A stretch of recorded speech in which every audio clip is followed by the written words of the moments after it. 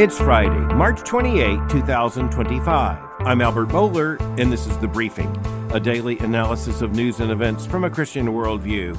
Well, bureaucrats love bureaucracies, and one bureaucracy tends to want to protect the other bureaucracy. It's a mutual defense pact.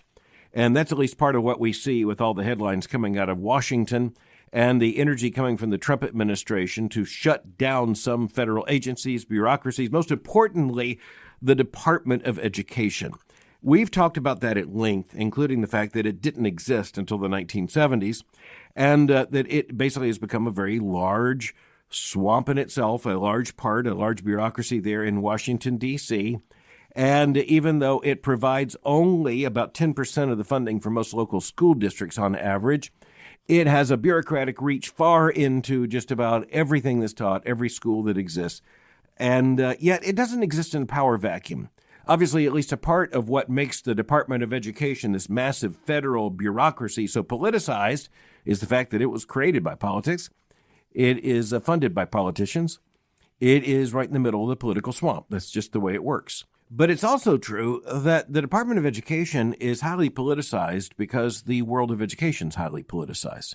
What do I mean by that? Well, number one, the people who are in office in so many of these agencies, and by that I mean the continuing bureaucrats, not so much those who are identified as politicals, those are political appointments, but the ongoing career administrators, overwhelmingly, it's pretty evident that their commitments are to the left.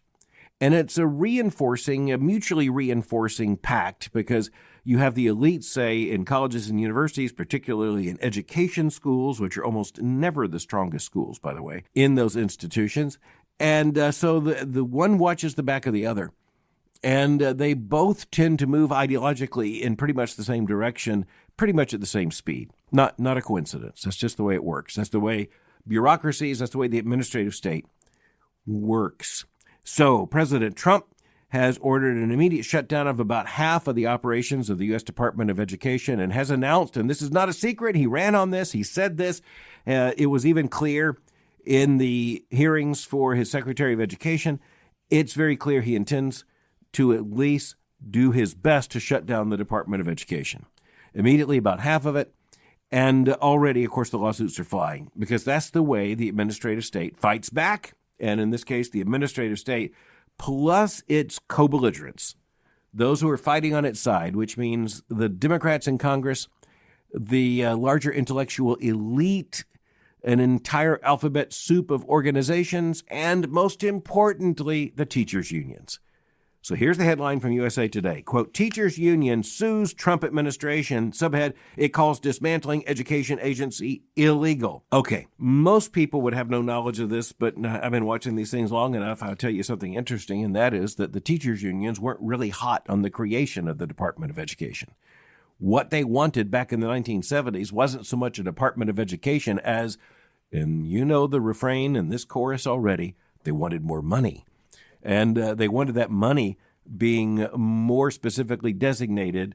The teachers' unions, by the way, especially the National Association of Education and the American Federation of Teachers, just overwhelmingly liberal. There's actually no way I think you can exaggerate that. I don't think I have the ability to exaggerate how liberal they are. And very, very powerful in the Democratic Party. Going all the way back to the first decade of this century, 2 out of 3 persons present at the Democratic National Convention, as it was reported, were either teachers or married to a teacher or at least had a teacher, member of the teachers union in their natural family, their immediate family. And in most cases, it was either teacher or spouse of a teacher in that designation. 2 out of 3. Let's just say that's inordinate influence. That's one of the reasons why, if the entire country were run by the National Association of Education, that's one of the reasons why, if the entire country were run by the NAE and the AFT, you would never see a Republican on the ground. But the USA Today report tells us, quote, the nation's second largest teachers union, 2 other unions representing school employees, and a pair of Massachusetts school districts on Monday filed a lawsuit against the Trump administration over its attempt to dismantle the U.S. Department of Education. Of course, their immediate claim is this is going to hurt students.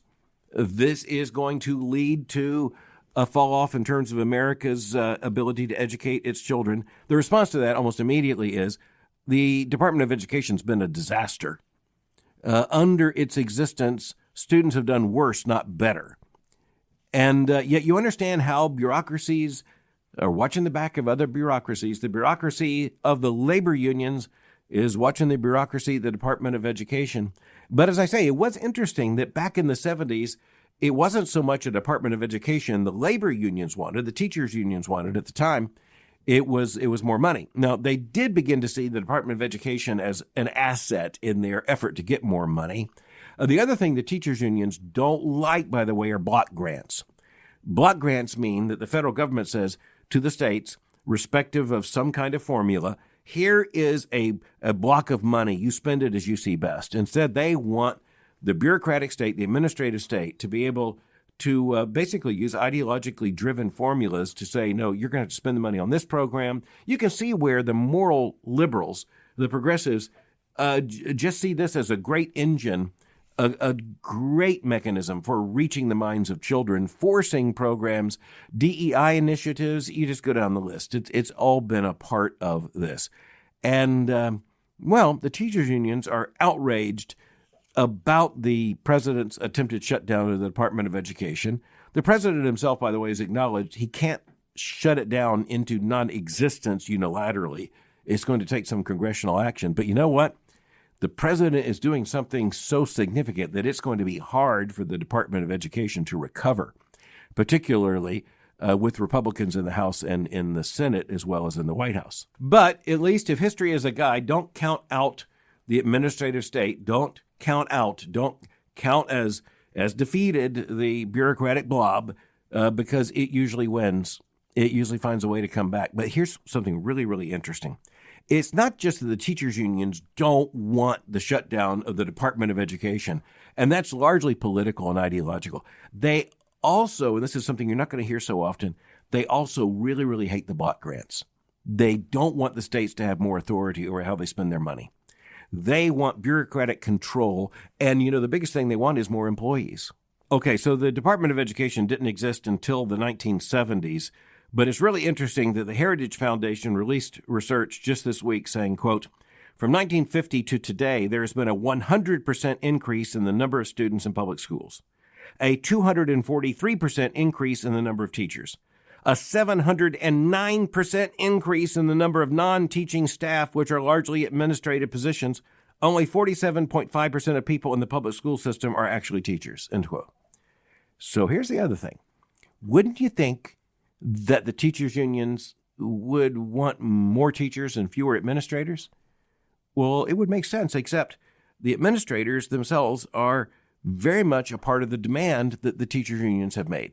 They want teachers to be freed from all kinds of administrative responsibility, so you need to hire someone to do that, the labor unions have been arguing.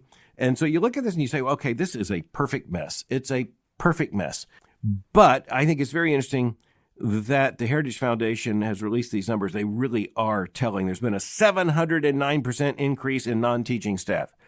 You do the math, 709%. You say there are more students. Yes, the rise of students has been 100%. So the student body has doubled. But when it comes to non-teaching administrators in the public schools, it's like a mushroom cloud on an atom bomb. It is absolutely massive. And by the way, if they have their way, it will never stop. So I will just say out loud, as I've said before, I think one of the most dangerous influences in our entire system are the teachers' unions. Notice I didn't say teachers. I said teacher unions. But I think you look at this, you also can understand it is just a giant swamp in which everyone bureaucratically looks out for everyone else. And when you have a 700+% increase in non-teaching staff, every single one of them is going to fight for the continuation of that job. And by the way, every single one of them would argue he or she needs an administrative assistant, who, by the way, will need an administrative assistant and a director of administrative assistance. And oh, by the way, a DEI officer to watch over it all. That's just the way it works. One of the biggest questions in American public life is whether that can be stopped. Honestly, it's almost as big a question to ask if it can even be slowed down. But, I have to shift to another story to tell you there is good news. If you are a scientist afraid that you're going to lose your job due to some kind of cutback, particularly in areas of research or of work that are out of favor With conservatives right now, well, just know you've got a safe place to go, and that is Europe. The New York Times, quote, as U.S. scientists lose funds, Europe offers a place to land. And so at least some universities in Europe, including in particular France, why are we surprised, has thought that it is to the advantage. Why would we be surprised to see an opportunity to hire scientists from the United States, or at least to get some headlines in the American press? Quote, just hours after opening its new program for American researchers called Safe Place for Science in reaction to Trump administration policies, a major French university received its first application. Since then, the university in the south of France, known for its science programs, has received about a dozen applications per day from what the school considers scientific asylum seekers, end quote. Yeah, leave it to academics to turn this into a cosmic drama. And as I told you, there's an ideological edge to this that is right from the get-go. Listen to this, quote, at stake are not just individual jobs, but the concept of free scientific inquiry. University presidents say they are also rushing in to fill huge holes in collective research caused by the cuts, particularly in areas targeted by the Trump administration, including studies of climate change, public health, environmental science, gender, and diversity, end quote. Yeah, you pretty much had that list in mind already. Later in the article, we read, quote, taken together, the actions have sent a chill through academia and research institutes, with scientists worried not just about their jobs, but for the long-term viability of their research. The president of the Pasteur Institute in Paris, quote, who moved to France last year after 30 years in the United States, where she led the National Institute of Health Center for Human Immunology, said, quote, what we see today is actually censorship of fundamental values. We could lose a generation of scientists, something that we cannot recover from, she said. Well, I will just say I don't think we're in danger of losing a generation of scientists, but this is exactly the kind of hue and cry you're going to hear if anyone even says we need to cut back or exercise some oversight over these programs. By the way, the article ends with a citation from a German economist teaching in the United States at the University of California, Berkeley, big surprise there, who told a media group in Germany, quote, I know that a lot of people are thinking about leaving, end quote. Well, I guess the easiest way to end that is to say, we'll see. Now let's turn to questions. You can send your question just by writing me at mail@albertmohler.com. I'm always honored by the questions, interested in them. Sometimes they come in a pattern, and that pattern tells me this is something that's really important. A lot of people are thinking about this, wondering about it. Let's take a stab at trying to clarify it and think about it appropriately. One of the questions coming in now is something of a pattern. Are persons who are asking about the abolition movement in the pro-life movement. So as a subset of those who are seeking to oppose abortion and to defend the unborn, a subset is a movement that isn't exactly new, but it is kind of newly energetic, especially after the repeal of the Roe v. Wade decision in 2022. The argument of the abolitionist movement, and you can understand that abolition is a good word when it comes to a moral evil like abortion. That's what we want to do. We want to abolish it. We don't just want to restrict it.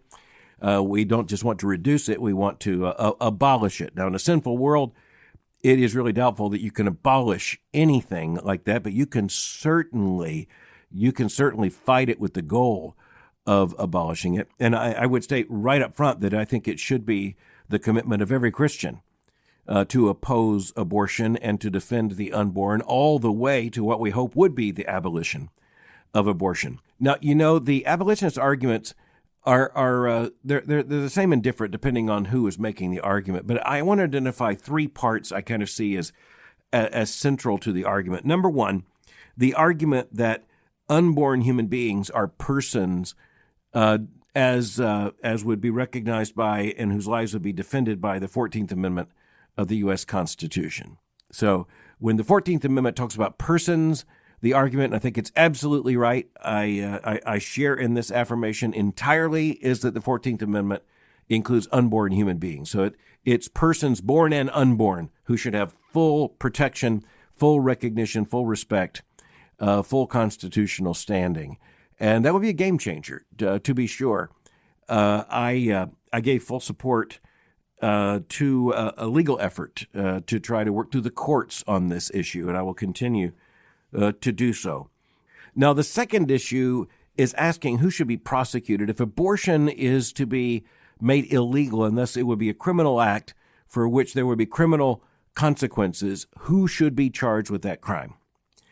And I've talked about this on the briefing before, but I'll come back because I think it's good to put it in this context.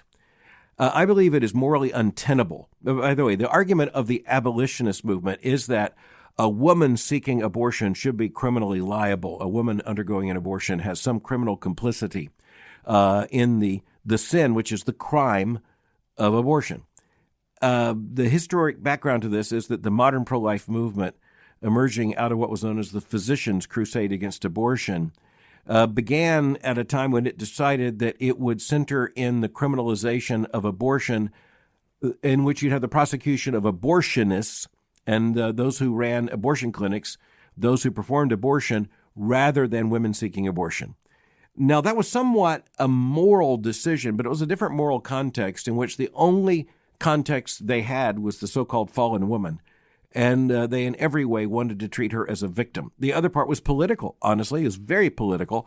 They felt like they could make real progress towards criminalizing abortionists. They thought that just given the sentimentalization of the issue, it'd be very difficult to bring criminal prosecutions against women seeking abortions. But, that also is a very different time. And so for years now, I've argued that it is unreasonable. It is contradictory to say that you have a crime in the destruction of unborn life, and yet the one who is seeking that criminal act has no criminal responsibility. And in many cases, and this is also something the abortion rights movement doesn't want to talk about, in many cases, we're talking about women who have had more than one abortion. And so it becomes very hard to say that's a matter of coercion. At the same time, we know it sometimes is a matter of coercion. And I think most of us understand there are situations in which a boyfriend or a husband or a family member or someone else who just threaten a woman and say, it's the abortion or else.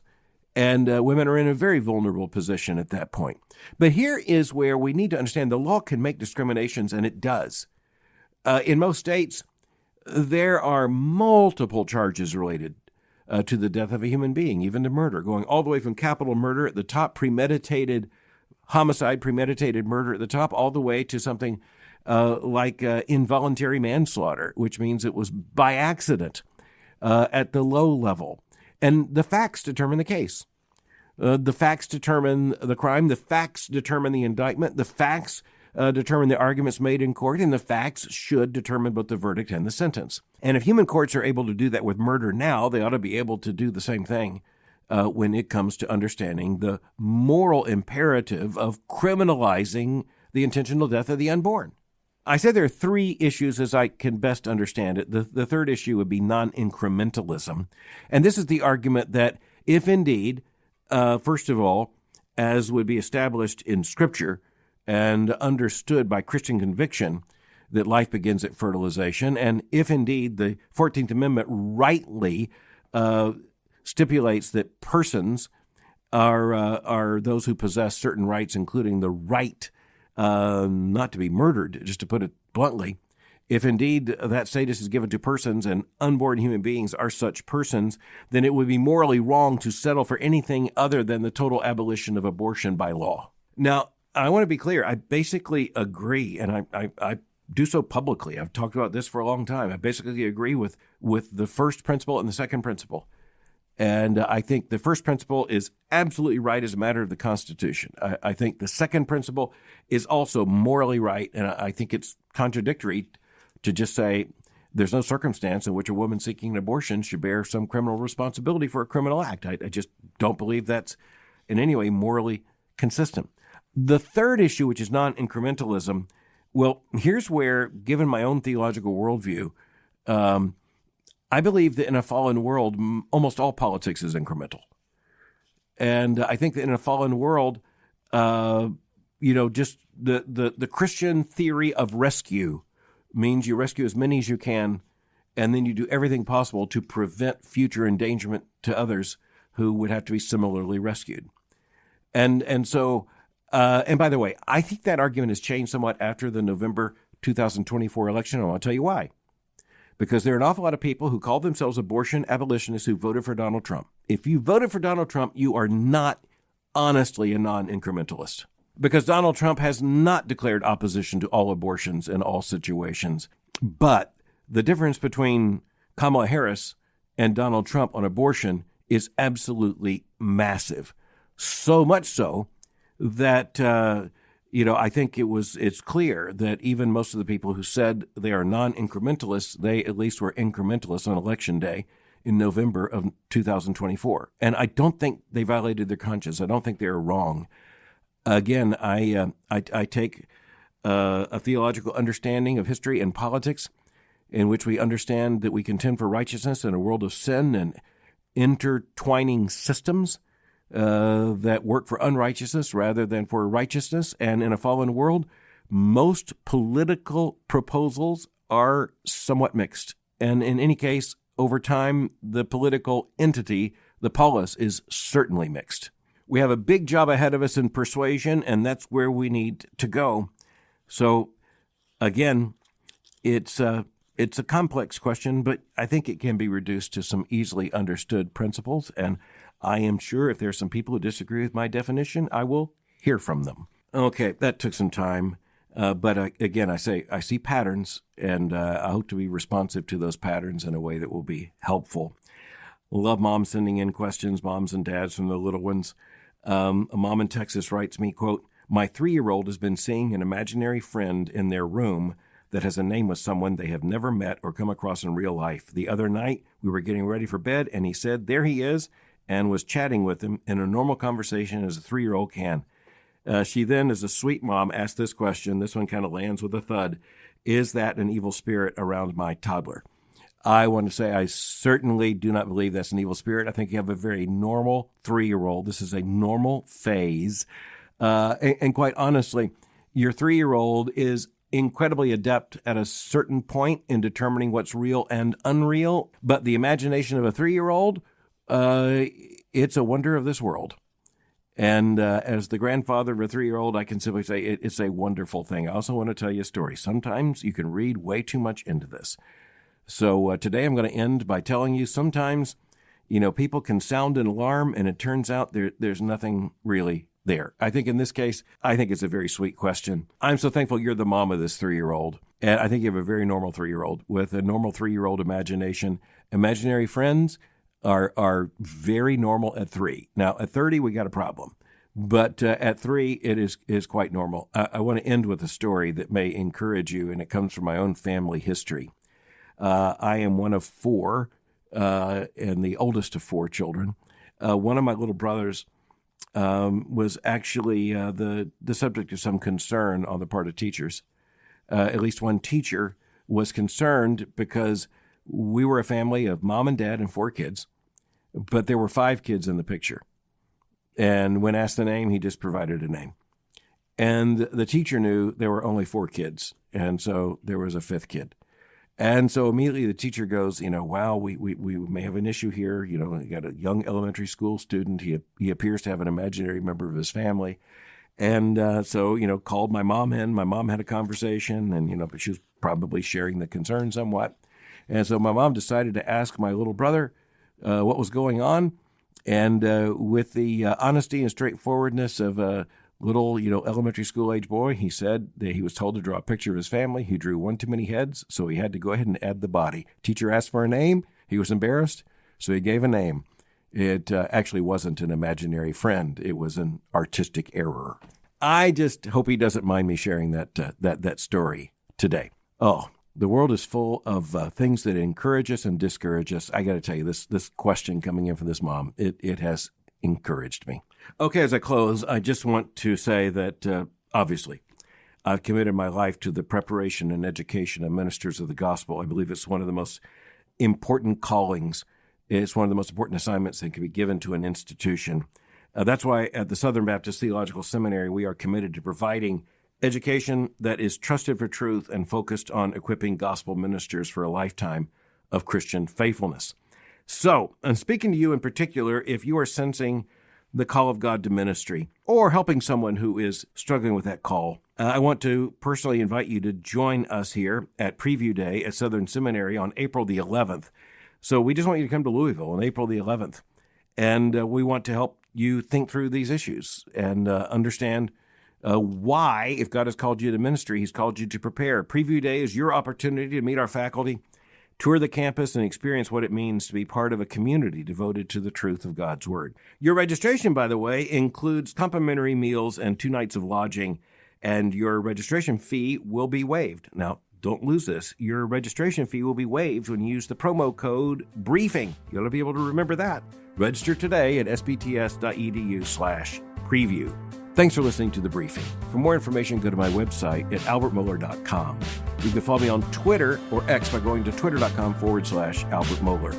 For information on the Southern Baptist Theological Seminary, go to sbts.edu. For information on Boyce College, just go to boycecollege.com. I'll meet you again on Monday for The Briefing.